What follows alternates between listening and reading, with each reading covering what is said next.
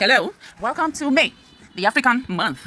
Yeah, so this month we're celebrating Africa and Africans all over the world, okay? So if you're an African, please celebrate yourself. We have a whole lot to learn because in Onye's Legal Forum today, we will be discussing Africa and human rights. Yeah, you need to know a lot about your human rights as an African, and you need to know what legal frameworks or instruments or institutions that are in charge of each and every right that you have as an African, be you an African man, African woman, an African child.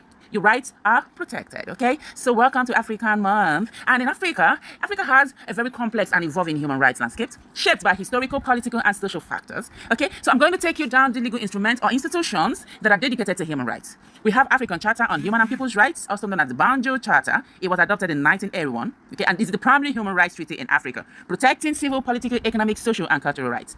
So guys, we have African Commission on Human and People's Rights. We have African Court on Human and People's Rights. Then we have sub-regional courts too, which includes ECOWAS Court of Justice and the East African Court of Justice, which handle human rights cases.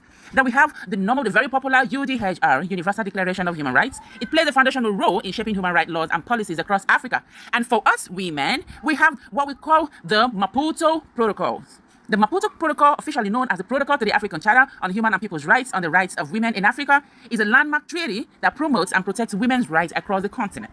It's set in Maputo, Mozambique on July 11, 2003. And guys, this is what we have. So if you need to know more on human rights, please do your research. Study. It is very, very good to study. There are key human rights issues, of course, that we face as Africans. Issues like freedom of expression, gender equality, children's rights, LGBTQ rights. We know that many African countries are yet to accept same-sex relationships. Many countries like Nigeria criminalizes this relationship. Okay, then we have conflict and human rights violations like armed conflicts in regions like Sudan and the Democratic Republic of Congo, even in some part of Nigeria.